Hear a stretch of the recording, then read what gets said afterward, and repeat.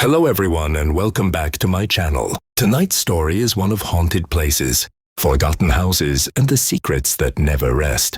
So turn off the lights, get comfortable, and let's step inside a place most people in town refuse to go.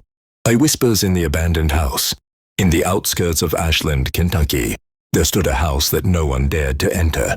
Locals called it the Grayson Place, a crumbling two-story home with boarded windows and vines. Crawling up its faded brick walls, children whispered stories of people who vanished inside, and teenagers dared each other to spend a night there. But few ever lasted more than an hour. For 22-year-old Michael Harris, the house was nothing more than a local legend. He had grown up hearing the stories, but like most adults, he dismissed them as ghost tales to scare kids.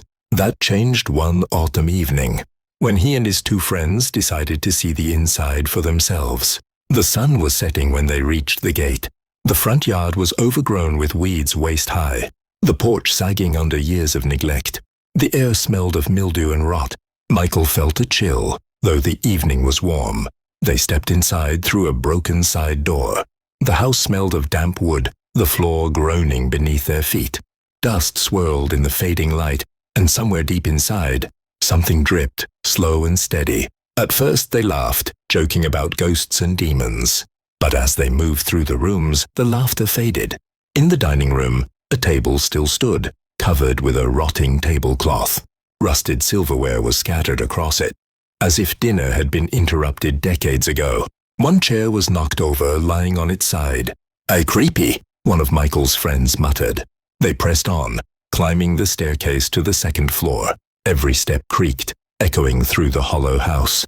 The walls were lined with peeling wallpaper, stained yellow and black. That's when Michael heard it. A whisper, so faint he thought he imagined it. But as they paused, the whisper grew clearer, words he couldn't understand, echoing through the hall. "Did you hear that?" he whispered. His friend nodded, eyes wide. The sound came from the last room at the end of the hallway. The door stood half open, darkness spilling from within.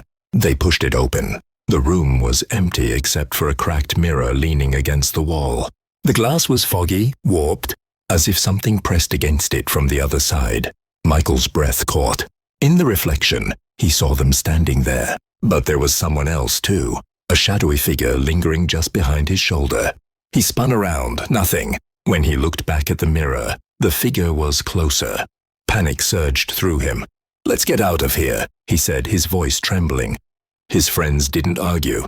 They bolted down the stairs, the whispers growing louder, surrounding them, as if dozens of voices spoke at once. The front door slammed shut on its own, shaking the walls. Michael grabbed the handle and yanked. It wouldn't budge. The voices rose into a deafening chorus, words he still couldn't understand. The lights, or what little sunlight still filtered in, dimmed, plunging the house into near darkness, and then silence. The door swung open. They didn't wait. They ran until the house was out of sight, gasping for air under the streetlights. Michael swore never to return. But the image of that mirror haunted him. Every night since, when he closes his eyes, he sees the figure behind him, closer, clearer.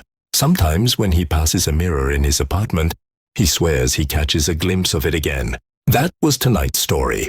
Whispers in the abandoned house. What about you? Have you ever stepped into an abandoned place that didn't feel empty? Share your scariest abandoned building or haunted house experiences down in the comments. I'll be reading them. And maybe your story will be featured in a future video. Thank you for listening. Don't forget to like, subscribe, and share, because sometimes the past refuses to stay silent.